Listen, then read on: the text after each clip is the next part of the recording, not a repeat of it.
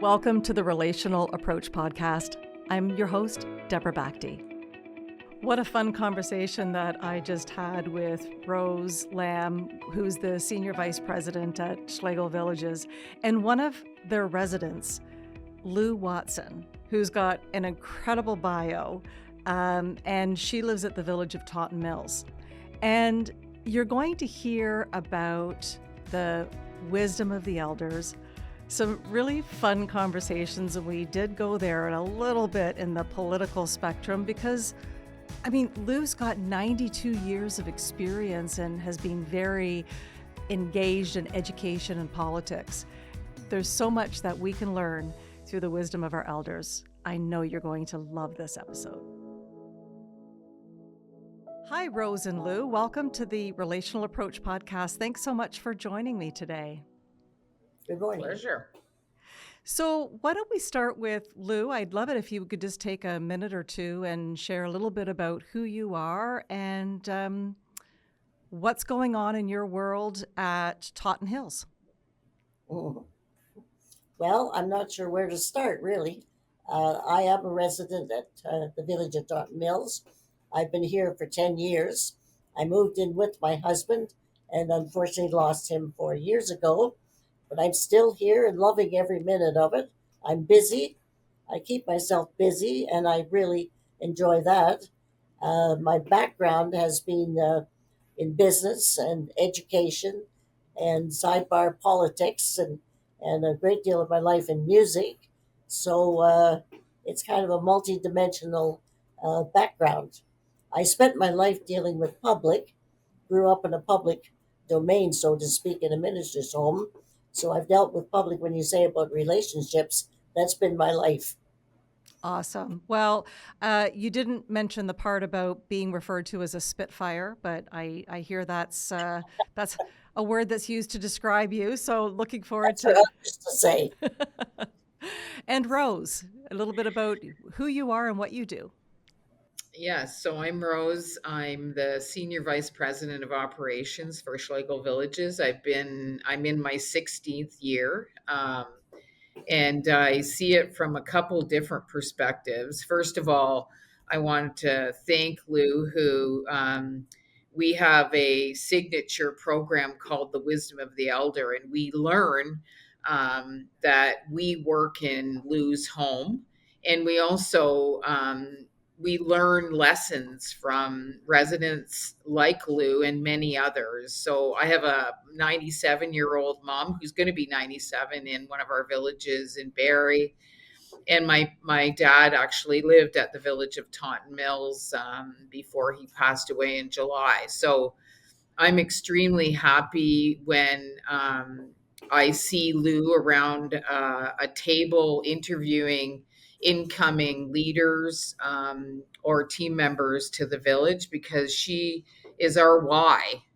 She's why we get up in the morning, and she's why we deliver and live our mission, vision, and values. So I'm so happy to be co-hosting with this expert here, and thanks. So Lou, I'm curious, the first time that someone from Schlegel came up and asked you if you would participate in a new team member interview. Is that how it happened, or what was the beginning of this really interesting experience that you create? Yes, it was a few years ago. I'm going to say maybe 4 or 5. And I was asked by our director of recreation, Nicole, who currently is on maternity leave. But Nicole asked me, so I did participate in 2 or 3 interviews for recreational staff. Then the next one was for our pastor. And I was, again, invited by Nicole. And there were about 4 of us, one being a resident from the long-term care who came with her caregiver. So there were 4 of us sat around the table and interviewed the pastor, who is still with us, and I felt at the time was one of the best things that we needed at Taunton Mills, and he has proven to be so. And then since then, I just most recently participated with Noella and the temporary director of recreation, Stephanie Hamilton, in the interview of a new chef for the Ruby. That was a couple of weeks ago. Do you have specific questions in your back pocket that you like to ask candidates? Well, I've done a lot of interviewing in my life, in my career. Uh I huh. interviewed at all levels, and so my questions, oftentimes there are specific questions, but if it's personal questions that are kind of off the script, I tailor it to the position, and I'm most interested in what the person is going to bring to that position as value added, because you can read a resume, and but that doesn't take the words off the page as to who this person is and how they're going to fit in that position and with the people with whom they're going to have to work. And for me, people skills, PR skills, are critically important if it's a job is working with people. Mm-hmm. So I don't have any specific questions. I have ones that are designed to the position, but I want to know about the person, what their talents are, what their attributes are, and what are they going to bring that's not on the page, not on the resume to the position that is a value added. So, what did you ask the Ruby chef? Can you remember one of the questions, Lou? Probably, Yeah, could you cook? I think I hope that's a given. No, I did specifically just very briefly mention about Ruby dining experience, and I asked him what he saw him bringing it to that to either augment that, supplement it, or change. And that was one of the questions. Mm.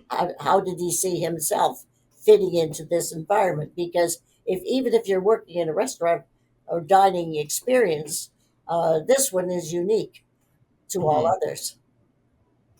True. So, Rose, take us back to when leadership decided that this was the approach that you wanted to take with, you mentioned for leadership positions and any other team members that are coming into one of your villages. Yeah, I think and Lou's a really good example. We have always included as part of our leadership relational model that residents and team members are part of that. Lou joined us one year at operational planning where she met Ron and met the family. And it really grounds us as operators on how Grandpa Schlegel started by serving, seniors and the most vulnerable on the streets of Elsa Craig. That was our foundation 70 plus years ago. And I don't think that that has been lost. In the pandemic, even we very much had to increase our presence as family members to the residents that call Taunton Mills and every other village home. And so I have always insisted on the team bringing residents and families in because their questions are very much based on what is the value to them versus me as a vice president saying, a really good example is the director of hospitality here recently.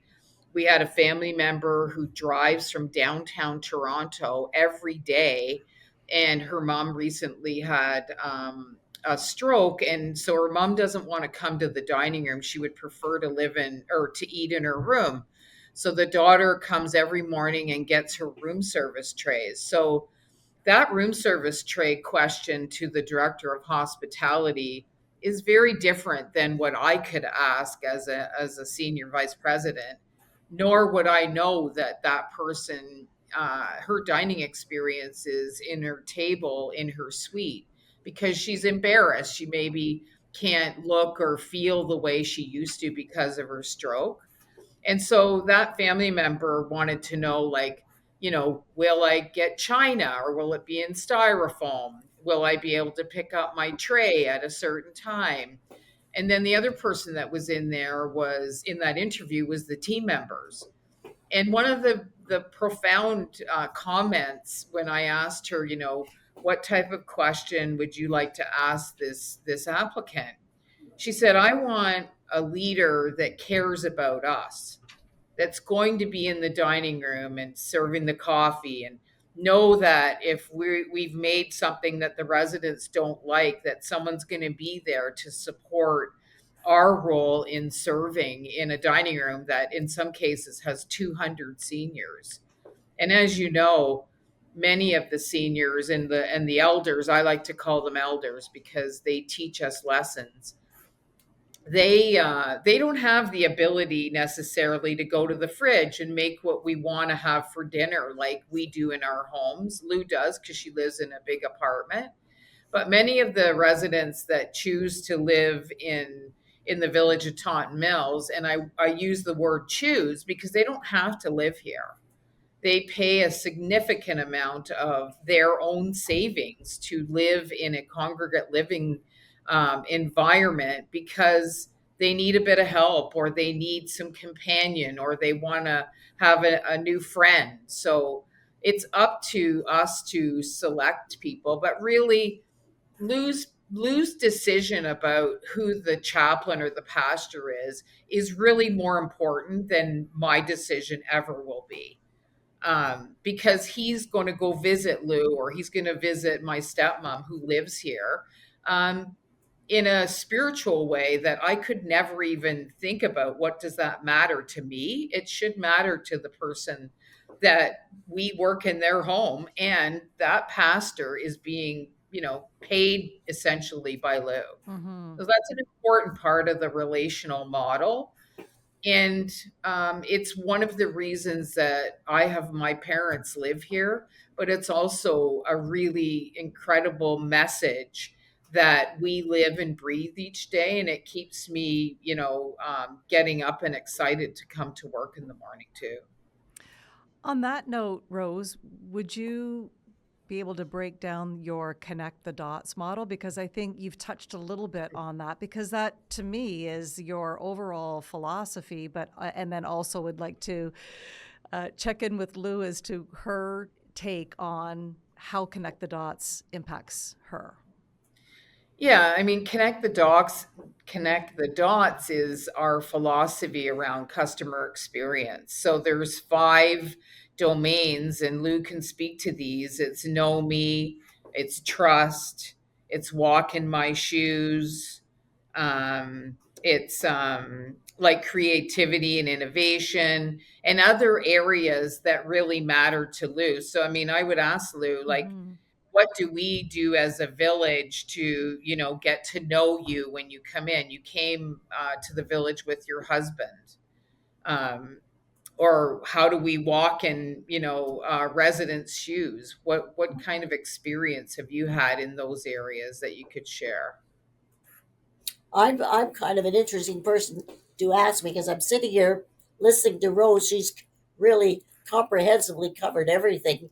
But I would add to that that one of the things that is important in the connecting of the dots and the interviews and so on is getting the varying perspectives, because everyone has a different perspective on things.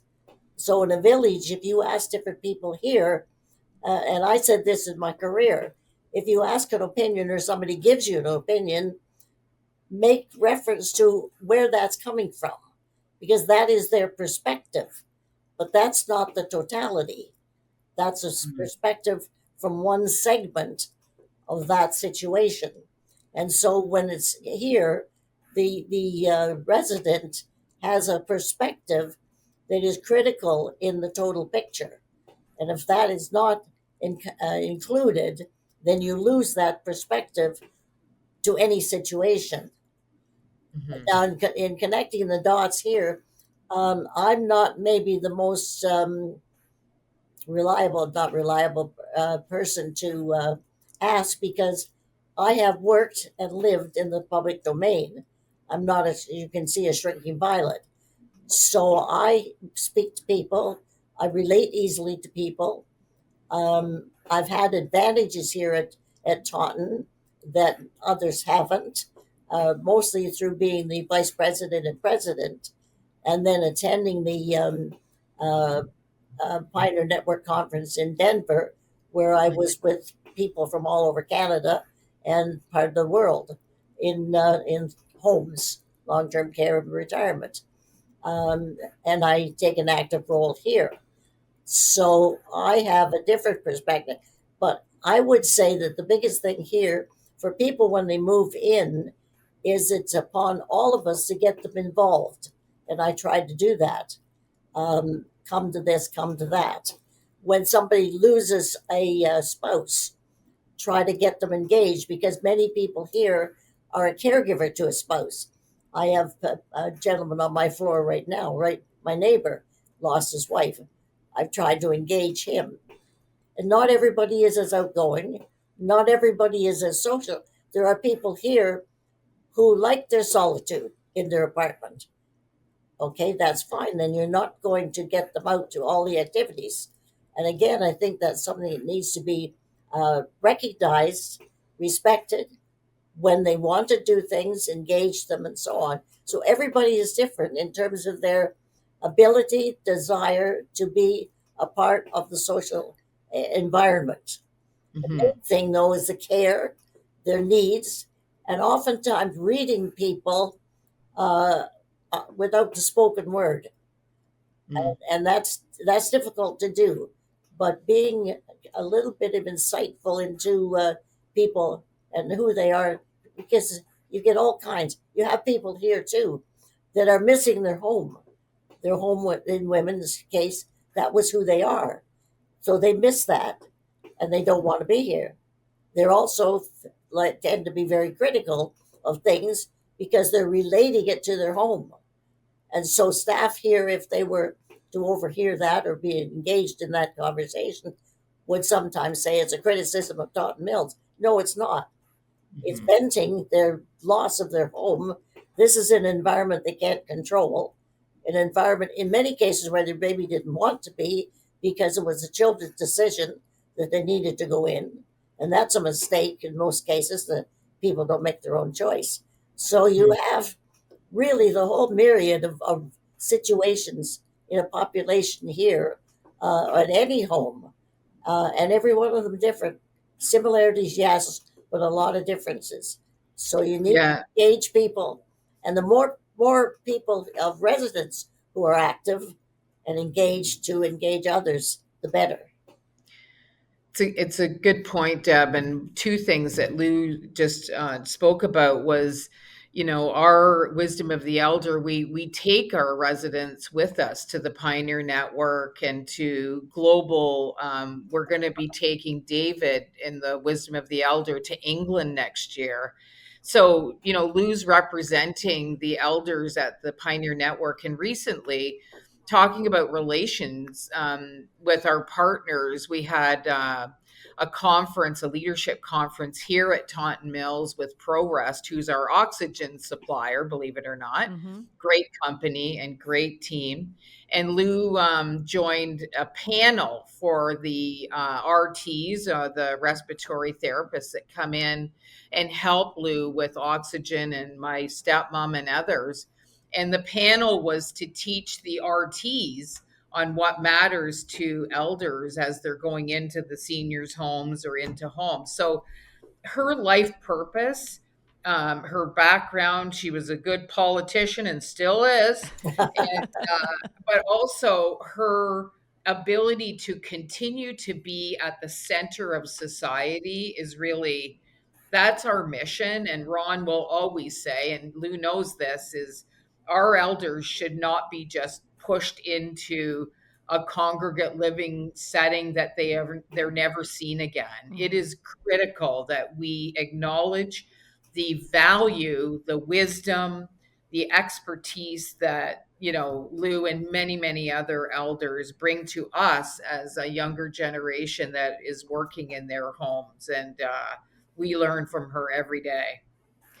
Well, just reading your bio, Lou, which I'll include in the show notes, is incredibly impressive. And I wonder, with such a strong background, this theme of education, I'm curious how your natural, I'm going to guess, passion and ability to educate shows up in how you relate to other residents and families and care team members. Uh, I think I'm an educator, but you'll be surprised to know that I had said at one point, if there's anything I'll never be, it's a teacher. And I wasn't. I wasn't. I wanted to be a lawyer. Almost made a career change in my midlife, but I was in business. But I came to teaching because the company I worked for, which was IBM, did not care to keep married women. So when I got married, I had to make a career change. So I went into education. But I found that one of the most valuable backgrounds for me was education, or was business in education. So I do like to teach. I've taught the teenagers, and I think, and I'm going to toot my own horn, maybe a more effective teacher because of having the other experiences, to the point where I still have students. I have two students from, I started out teaching grade 5 in 1959, who still keep in touch. One is in Kenora, sees me when he comes down, phones me. I still have students from various parts of my career who keep in touch, many from my grade 8 teaching years. Uh, but the thing that I think you realize in the teaching experience is that you help others understand, because people don't always have the context, the background. And I find this in talking to people here all the time. So you help people to understand, and you realize that they don't necessarily understand on the first take. And so it may be many times later you're talking to them. Also, when I'm talking to people here, I can pick out the level at which they're comprehending what I'm saying. And if it's not at the level, then you realize you have to change the way you say it, how you say it. Sometimes use concrete examples, because more people think in the concrete than the abstract. And so I think for me, that educational part is what helps you to help not teach others so much, but assist others in understanding and learning.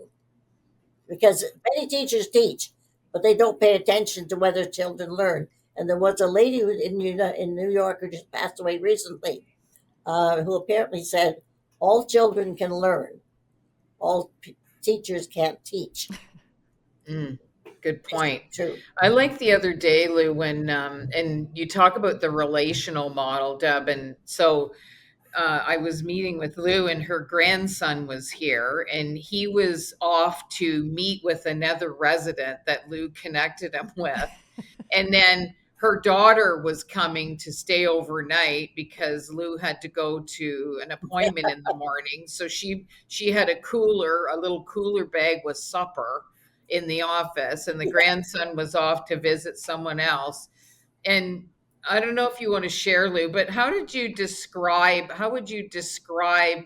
the holistic definition that you use to describe your family, particularly your daughters? What did you tell me about your daughters? Well, I have two daughters. One is a retired educator. She retired as a vice principal.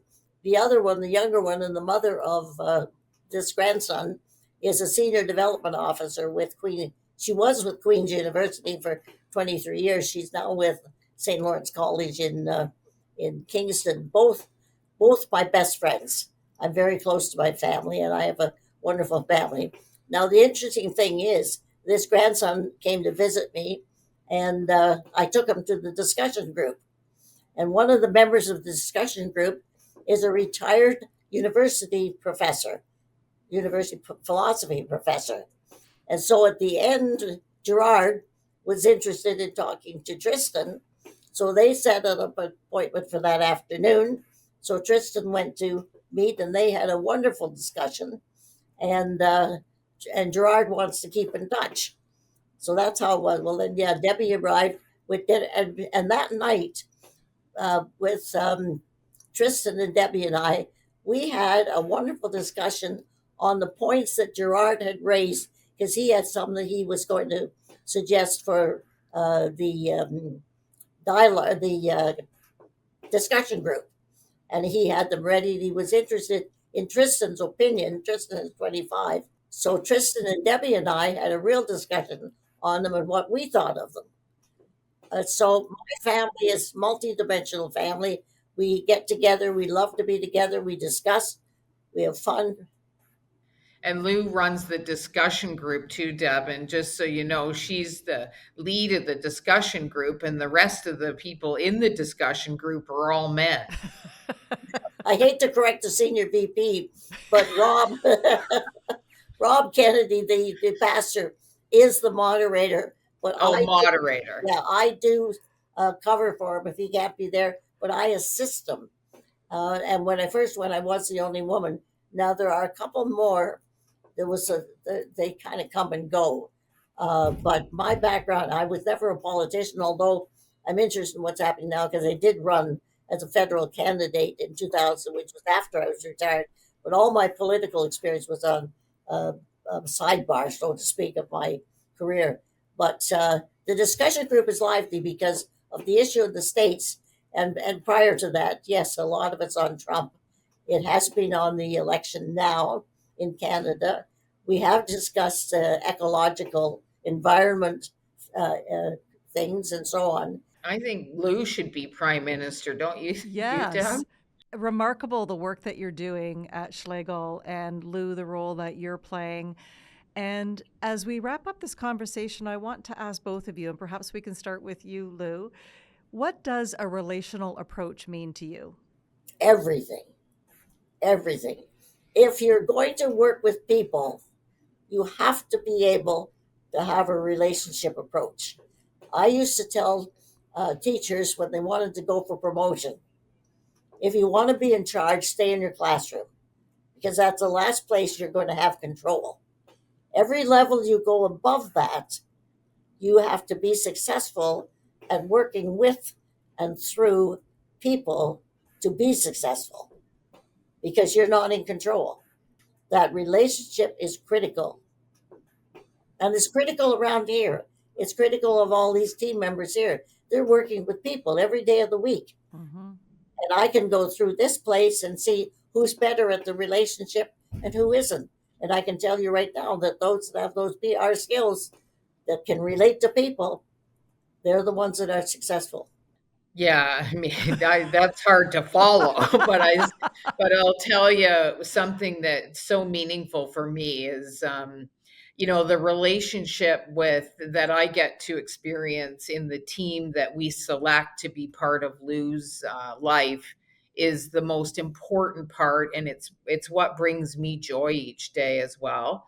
I recently lost my partner, and one morning I woke up and there was an email from Lou talking about how when she lost her husband 4 years ago, what grief meant for her. There's not very many mornings that I get to wake up and receive an email from a 92-year-old young resident like Lou caring and worrying about how I was doing. And I think, when we get the honor, and it really is a privilege to be part of Lou's life. And when I hear her call her daughters her best friends and her grandsons, at the discussion group, really, this isn't a job, it's a calling. It's a calling that we have the honor of being part of. And life is short. And I love the fact that Lou's family really they own this village and they own what happens a lot of the times, and we just get to participate in it, and it's an honor and a privilege to be able to do that. And I love when I come in because the one day Lou said, I was part of the interview process for the pastor for Rob, and a couple of the people on that interview didn't think he'd be a good fit. Well, they were wrong, just like and that was the way it was. And she was part of that selection, and they couldn't have made a better decision. Yeah. So I just think it's just a true honor to be part of Elders. I encourage everybody to come visit Lou, or be part of the senior living sector and help us give life purpose to elders like Lou. So well said. Thank you to you both for making the time to join me on the Relational Approach podcast. Wow, what a powerful conversation. Thank you. Thank you for joining us on the Relational Approach podcast. If you're enjoying this topic, I invite you to check out my website, deborahbakti.com. And when you click on the resources tab, you will be able to access a whole bunch of free resources that I would love for you to enjoy. You can also check out these episodes on my YouTube channel. And if you haven't already, make sure that you subscribe on your favorite podcast platform.